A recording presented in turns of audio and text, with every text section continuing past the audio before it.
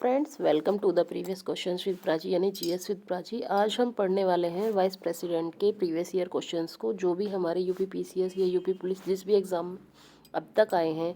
तो जो vice president है उससे पहले हम पढ़ चुके हैं प्रेसिडेंट के बारे में।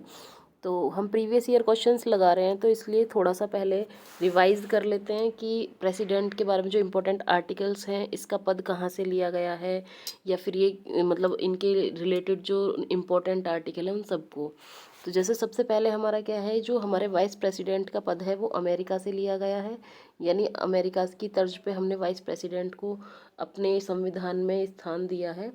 ठीक है, तो इसका जो क्रम आता है वो राष्ट्रपति के बाद आता है, यानी भारत का प्रथम नागरिक अगर राष्ट्रपति है तो इसके बाद दूसरा पद जो होता है हमारा वाइस प्रेसिडेंट का होता है।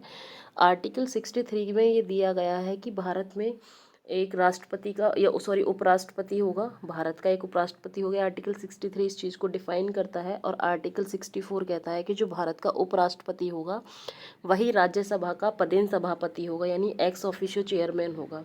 ठीक है, आर्टिकल 65 इस बात की बात करता है कि जब राष्ट्रपति के कर्तव्यों का पालन उपराष्ट्रपति करता है तो उस दौरान राज्यसभा के सभापति के कर्तव्यों का वो पालन नहीं करेगा।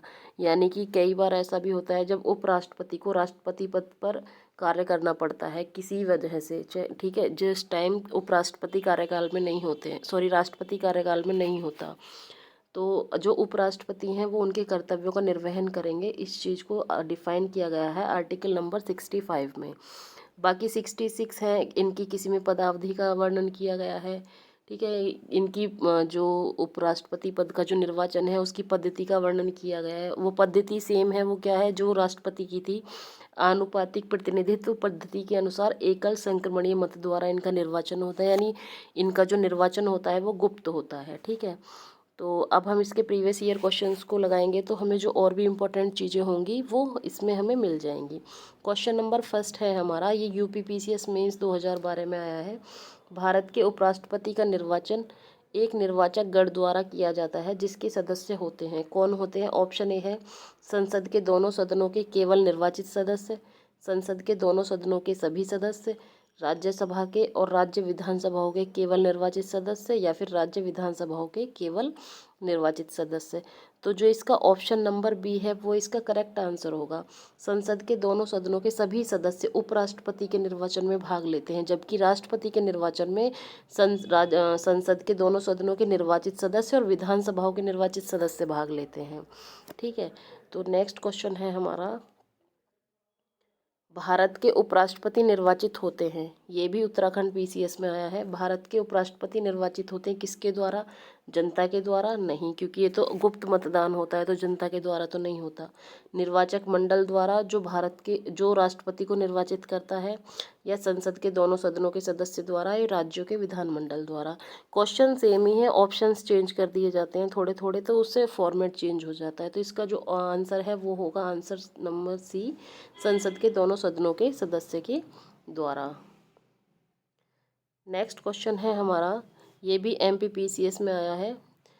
भारत के उपराष्ट्रपति का चुनाव किस तरह होता है? राष्ट्रीय स्तर पर सीधे चुनाव से, राष्ट्रपति द्वारा मनोनयन से। क्या राष्ट्रपति का उपराष्ट्रपति का मनोनयन करते हैं? नहीं, ऐसा नहीं होता है। लोकसभा के सांसद और विधानसभा के विधायकों से सीधे चुनाव द्वारा, या फिर लोकसभा और राज्यसभा के सांसदों द्वारा सीधे चुनाव द्वारा। ऑप्शंस चेंज हो जाते हैं, क्वेश्चन सेम ही रहता है। तो इसका जो आंसर होगा, आंसर करेक्ट होगा वो डी होगा, लोकसभा और राज्यसभा के सांसदों द्वारा सीधे चुनाव से। नेक्स्ट क्वेश्चन है हमारा क्वेश्चन नंबर 4, ये दिया गया है, निम्नलिखित में से कौन भारत के उपराष्ट्रपति का निर्वाचन करता है? अब आप खुद देख रहे हो कि अलग अलग पेपर में अलग अलग एक ही क्वेश्चन को कितने तरीके से रिप्रेजेंट किया है उन्होंने, कि ऑप्शन है लोकसभा के सदस्य द्वारा, राज्यसभा के सदस्य द्वारा, विधानसभाओं के सदस्य, या विधान परिषद के सदस्य। तो जो विधानसभाओं के निर्वाचित सदस्य होते हैं वो तो राष्ट्रपति के चुनाव में भाग लेते हैं। उपराष्ट्रपति के चुनाव में केवल संसद के दोनों सदनों के सभी सदस्य भाग लेते हैं। तो संसद के दोनों सदन कौन से होंगे? लोकसभा और राज्यसभा, यानी 1 और 2 इसका करेक्ट आंसर होगा, यानी ऑप्शन ए, जिसमें 1 और 2 दोनों होंगे। नेक्स्ट क्वेश्चन है हमारा, निम्नलिखित कथनों पर विचार कीजिए, विचार क्या करना है, राष्ट्रपति की तरह उपराष्ट्रपति का चुनाव भी अप्रत्यक्ष होता है। बिल्कुल सही बात है, अप्रत्यक्ष होता है। दोनों की जो प्रणाली होती है आनुपातिक प्रतिनिधित्व यानी एकल संक्रमणीय मत के द्वारा इनका वो होता है। और नेक्स्ट है हमारा, राज्यों की विधायिकाओं के सदस्य दोनों के चुनाव में महत्वपूर्ण भूमिका निभाते हैं। हाँ, निभाते हैं, लेकिन राज्यों की विधायिकाओं के नहीं, संसद के दोनों सदस्यों के। तो जो इसका आंसर होगा वो करेक्ट वो होता है ऑप्शन नंबर ए। ठीक है, यानी राष्ट्रपति की तरह इसका चुनाव भी अप्रत्यक्ष होता है, क्योंकि राज्य की विधायिकाओं के सदस्य राष्ट्रपति के चुनाव में तो हिस्सा लेते हैं, लेकिन उपराष्ट्रपति के चुनाव में हिस्सा नहीं लेते हैं। यानी कि option number A is the correct answer. Next question है हमारा, नीचे दो वक्तव्य दिए गए हैं, एक को कथन ए कहा गया है, दूसरे को कारण आर कहा गया है। कथन क्या है, कोई व्यक्ति उपराष्ट्रपति निर्वाचित होने का पात्र तभी होगा जब वह राज्यसभा का सदस्य होने के लिए अहर्ति यानी योग्य है।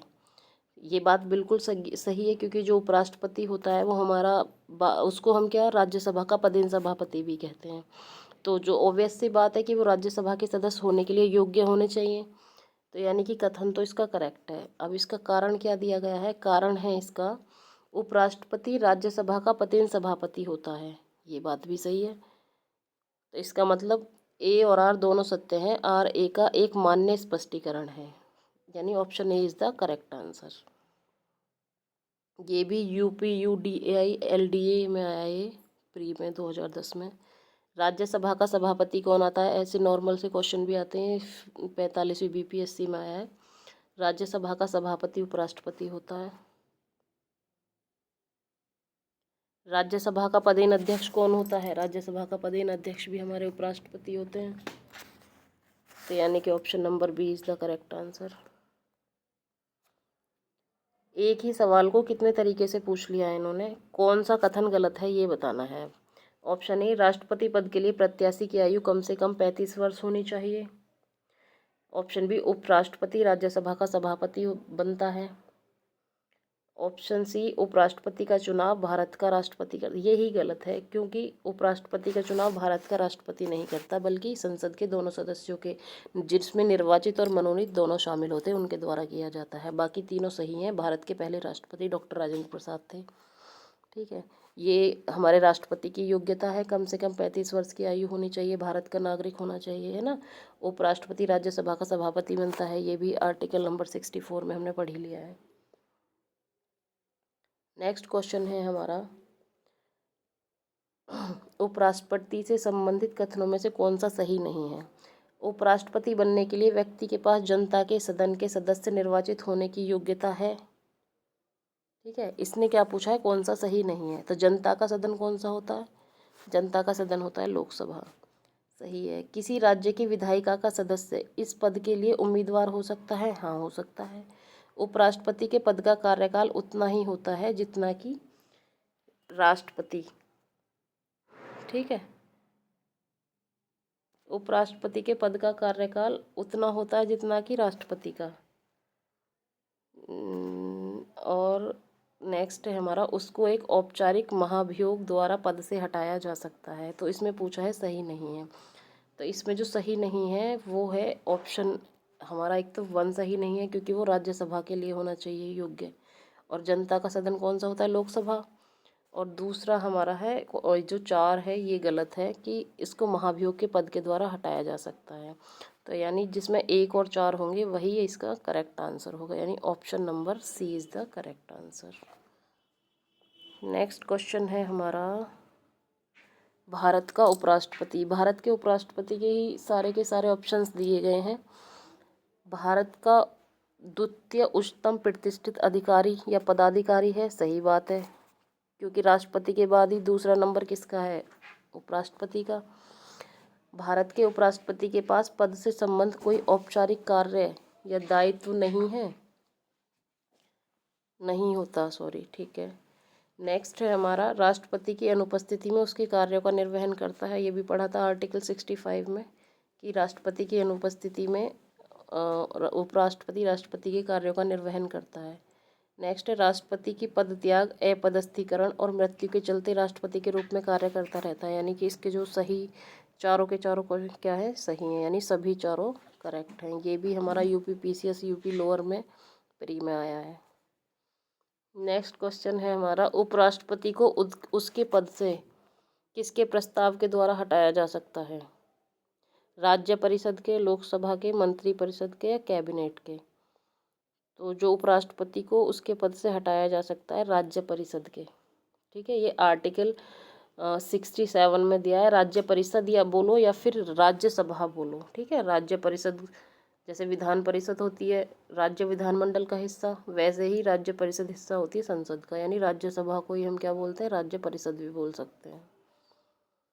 नेक्स्ट क्वेश्चन है हमारा, भारत के उपराष्ट्रपति को पदच्युत करने संबंधी प्रस्ताव किया जा सकता है केवल लोकसभा में, केवल राज्यसभा, केवल लोकसभा में, संसद के किसी भी सदन में, संसद की संयुक्त बैठक में या केवल राज्यसभा में? तो केवल राज्यसभा में इसके लिए प्रस्ताव पारित किया जा सकता है उसको पद से हटाने के लिए। नेक्स्ट क्वेश्चन है हमारा, नीचे दिए गए 4 युग्म यानी पेयर दिए गए हैं, नीचे 4 युग्म दिए गए हैं, जिनमें से वह सही युग्म बताइए जिसके दोनों महानुभाव उपराष्ट्रपति बनने से पहले राजदूत या उच्चायुक्त के पद पर रहे थे। यानी कि पहले वो उच्चायुक्त थे, उसके बाद क्या बने, उपराष्ट्रपति बने। उसका पेयर ढूंढना है हमको।